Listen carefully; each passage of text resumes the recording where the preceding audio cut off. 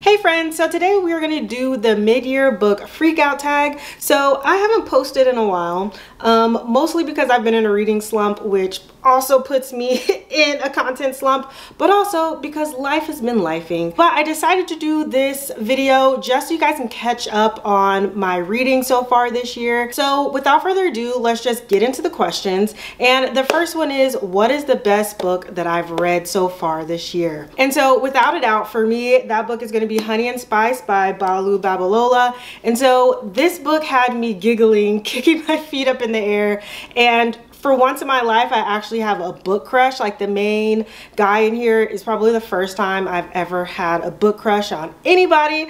And this follows two college students that are attending a university in the UK. The girl specifically, she runs a podcast where she really kind of just says, men ain't shit. That's really what the podcast is about. But then when she kind of starts to fall for the campus player, that kind of starts to change, and he does surprise her a little bit. And this is definitely going to be in my top 10 books of the year, hands down. The second question is best sequel so far this year. And this is probably the easiest question on this book tag for me because I've only read one, but I feel like the answer still might have been the same. And that is Blood Marked by Tracy Deonn. And this is the sequel to Legendborn. And Legendborn was one of my favorite books of last year. So I was super excited to pick up Blood Marked.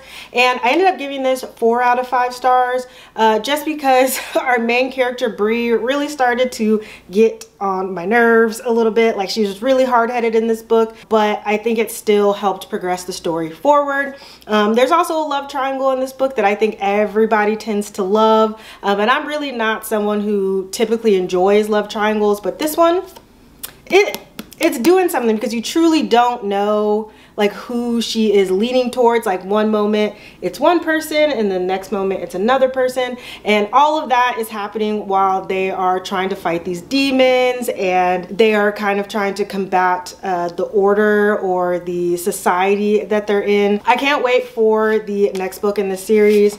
I think Tracy Deonn is doing something really special with the series, and I absolutely love it. The next prompt is new release that you haven't read but you want to. I have 2 answers for this. One is one that I already own, and the other one is one that I want to own. And so first up is The Writing Retreat by Julia Bartz. And I've heard a lot of good things about this book, about some women go on a writing retreat. I believe someone dies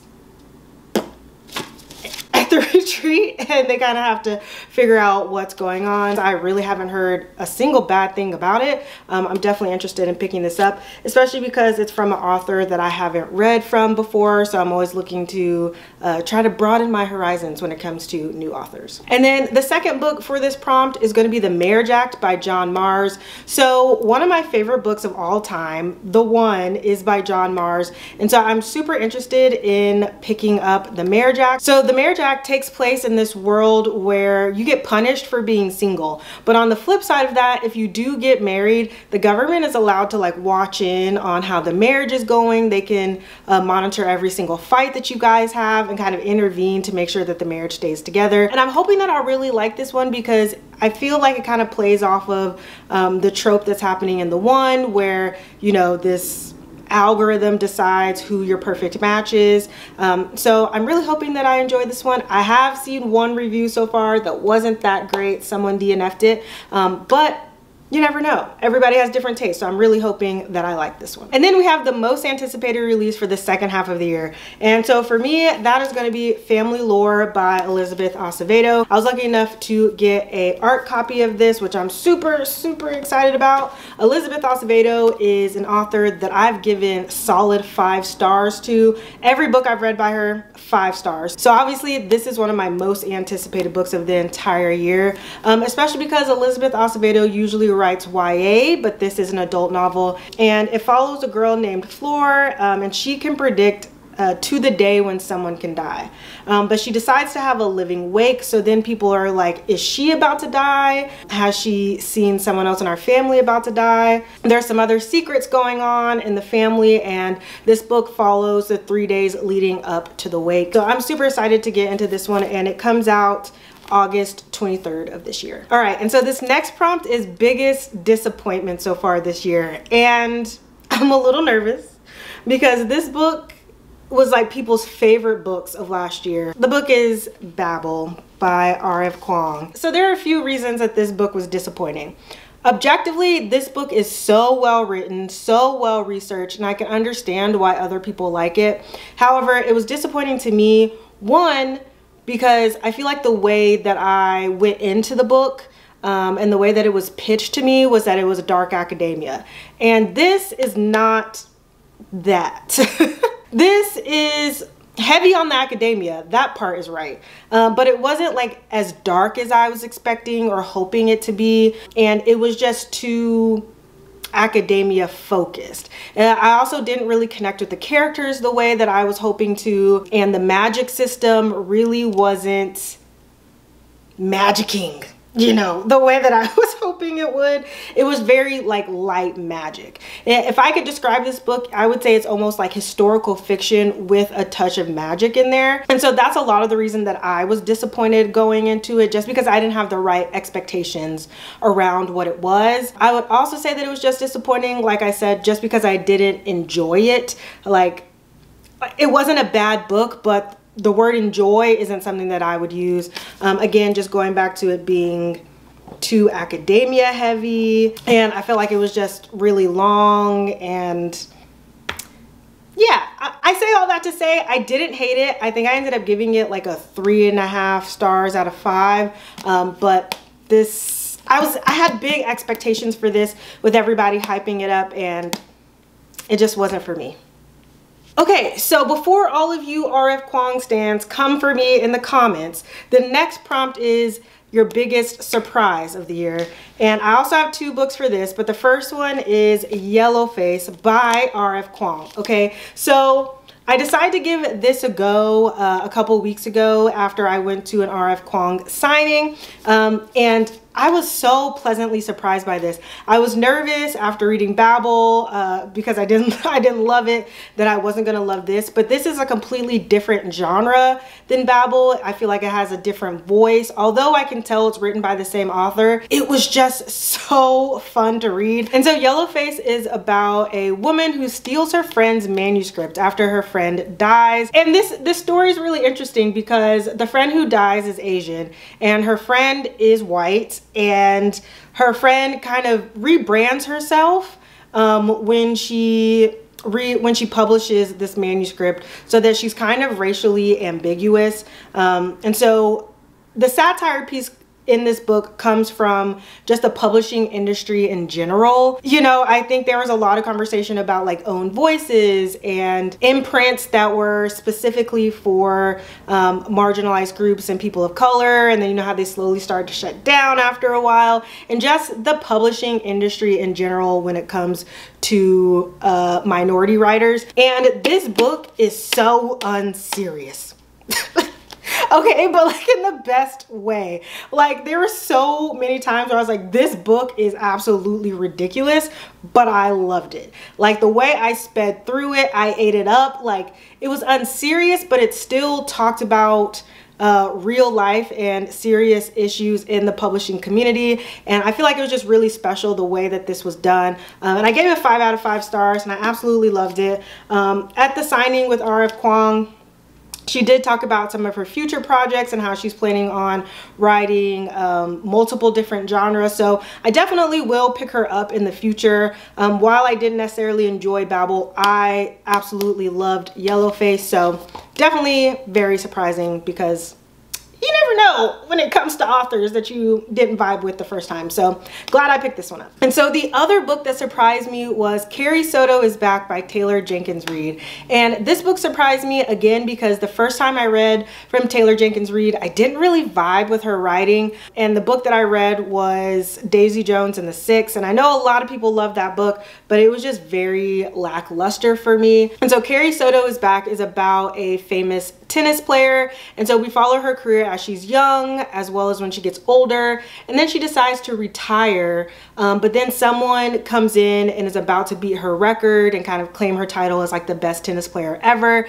And so we follow her as she starts her training again to go back into the tennis scene and try to like reclaim that title for herself. And I really love this book. I ended up giving it 5 stars. I do think Taylor Jenkins Reid does a good job of making her characters feel like real people, and I literally wanted to go on the internet and like Google Carrie Soto to see like what she's up to now, but it's a fictional character. But you know, I was pleasantly surprised that I did like that book, and that I can give the author another go. Up next we have Fave New Author, whether that's a debut author or new to me. And so again, 2 books for this. I'm just very indecisive, and so you're gonna get 2 answers for a few of these. Obviously, first one, Balu Babalola from Honey and Spice. Like, I will pick up instantly whatever she puts out next. And then the next one, okay, hear me out. She's not a new author by any means, and I've heard her name before, so not necessarily like new in recognition to me, but new to me in the fact that this was the first book that I've read by this author, and that was Tiffany D. Jackson. So I read The Weight of Blood recently, and I absolutely loved it. This is a Carrie retelling, and I've never watched Carrie, so going into it, I kind of had an idea of about what this was about, but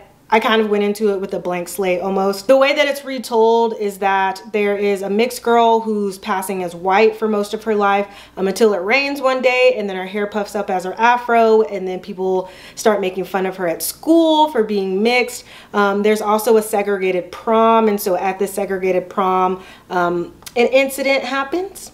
Or we'll say multiple incidences happen, and I just really enjoyed this, and I would definitely be picking up Tiffany D. Jackson again. Honestly, I'm a little embarrassed that this is the first time I've read from her, so let's just move on. Next up is a book that made me cry, and I was really sitting down looking at my Goodreads like, what's a book that made me cry? I know I've cried a bunch this year. Was any of it due to a book? And the answer was no. But I'll talk about 2 books that came to mind when thinking about wanting to cry for a book, okay? And so first up is We Spread by Ian Reid. So I didn't cry reading this book, but I was expecting to based on all the other reviews I watched on this book. Everybody said that they cried at the end. I was a little more confused than sad. My confusion outweighed the sadness, so I didn't really drum up enough emotion to cry. But I think out of almost anything that I read this year, this probably would have been the closest to making me cry. And then there's a book that frustrated me so much that I could have cried, and that is The Ballad of Songbirds and Snakes by Suzanne Collins. So this is like the prequel to The Hunger Games. And the reason why I say it could frustrate me so much that I could have cried is because this wasn't a bad book, right? And there was, I would say, about 3/4 of it I really enjoyed. Like, and I don't know if it was because of the writing or if it's just because I liked being back in the world and learning about the kind of the origins of the Hunger Game, because don't get it twisted, I don't give a fuck about President Snow, didn't care, but it was nice to see kind of how the Hunger Games came about. But then the ending, it really pissed me off.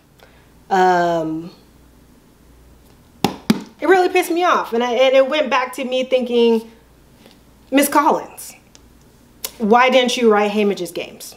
That's what we asked for, not this. But I understand why this was written, and I'm actually excited to see the movie, even though, like I've said for the 3rd or 4th time, the ending really pissed me the fuck off. So 2 books that didn't make me cry but could have. And then on the flip side of that is a book that made me happy. This is the girl.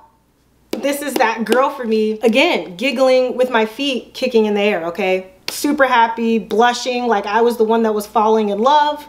This book definitely made me happy, beaming ear to ear the whole way through. And then another book that's not necessarily like a happy book, but I feel like, you know how some books just feel like they're your type of book, like everything in it was just like, this is my shit, right? And that is The Other Side of Night by Adam Hamdy. The ending of this was just so good. really mind-blowing, makes me want to read the book over again, which I do think I'm going to do at some point, and that's rare for me. I rarely want to pick a book back up again after I've read it, but this is one that I definitely think I'll revisit. And this is kind of a thriller book that follows a officer who finds a note in a book that says, "Help, he's trying to kill me." And so she's trying to figure out who wrote this inscription in the book, why they need help, and it follows like a family where some people are going missing. This book is really hard to describe without giving anything away, but I will say that if you like thrillers, if you like something that has a little bit of a sci-fi element in there, then you'll eat this up. You'll like it. Up next is the most beautiful book I've bought this year, and I clearly bought it secondhand, but Daughter of the Moon Goddess for sure. I've seen all of like the special edition prints of this, and every single cover I see of this book is just absolutely stunning. Whoever did the cover art for this book, they knew what they were doing. Give them a raise, okay? You know, I would tell you what this book is about, but I don't really know. I've just heard a lot of good things about it. I know that it's fantasy, and the cover is absolutely stunning, and it's part of the reason I picked up the book. But just so that I can do my booktube duties, I will just read a little bit of the inside flap just in case you don't know what it's about. And it says, a debut fantasy inspired by the legend of Shanghe, the Chinese moon goddess, in which a young woman's quest to free her mother sets her on a dangerous path and pits her against the most powerful immortal in the realm. And the last question is, what books do you still need to read? And I feel like anybody in the book community is probably going to have the same answer, and that is all of them. Like, I have so many books on these here shelves that I'm looking at right now that it's actually overwhelming. So, but a more tangible answer for you guys is going to come in the next few videos that I have planned. So I will be doing a 5-star predictions video for the second half of the year, and all of those books are going to be books that I already own on my shelf, just to kind of entice me to pick them up before the year's over. I'm also going to be doing a TBR audit to see if I actually read the books that I pulled doing my TBR game. Between those two videos, I think I'll have a good idea of what books I actually need to read before the year is over. And so with that, let me know down below in the comments what's been your favorite book that you've read so far this year, or a book that you are excited to read for the rest of 2023. And if you made it to the end of this video, you are my absolute favorite, my little tater tot, and I will see you guys in the next one. Bye. I missed you guys so much.